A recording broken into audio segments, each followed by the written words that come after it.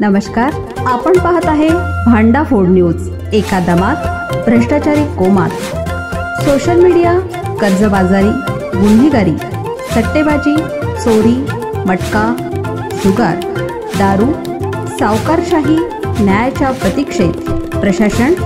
भांडाफोड news, एका दमात भ्रष्टाचारी कोमात। कोल्हापुरात वृद्ध दाम्पत्याचा बिबट्याच्या हल्ल्यात मृतदेह धरणाच्या पाण्याजवळ फरफटत नेला।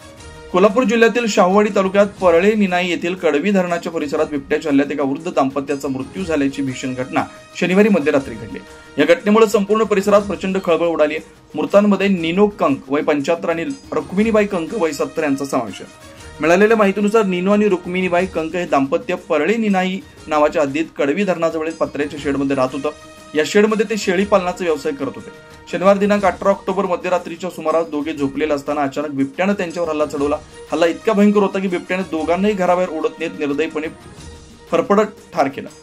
निनो कंक यांना तर बिबट्याने थेट धरणाच्या पाण्याजवळ फरफटत नेलं, तर रुक्मिणीबाईंचाही घटनास्थळीच मृत्यू झाला। रविवारी सकाळी ग्रामस्थांना या घटनेची माहिती मिळताच एकच गोंधळ उडाला। नागरिकांनी तात्काळ शाहूवाडी पोलिसांना आणि वन विभागाला कळवलं। शाहूवाडी वन परिक्षेत्र अधिकारी उज्ज्वला मगदूम आणि पोलीस निरीक्षक विजय घेरडे यांनी पथकासह घटनास्थळी धाव घेतली आणि पंचनामा केला। तपासादरम्यान घटनास्थळी बिबट्या सदृश्य प्राण्यांचे ठसे आढळून आले। हा हल्ला बिबट्यानेच केल्याचं प्राथमिक निष्कर्ष वन विभागाने नोंदवले। दरम्यान या घटनेनंतर परिसरात भीतीचं वातावरण निर्माण झालंय। गावकऱ्यांमध्ये या मृत्यूबाबत विविध तर्कवितर्क सुरू आहेत। काहींचं म्हणणं आहे की परिसरात बिबट्यांचा वावर गेल्या काही दिवसांपासून वाढला होता, मात्र वन विभागाने याबाबत योग्य वेळी उपाययोजना केली नाही। दोन्ही मृतदेहांना मलकापूर ग्रामीण रुग्णालयात उत्तरीय तपासणीसाठी हलवण्यात आलं।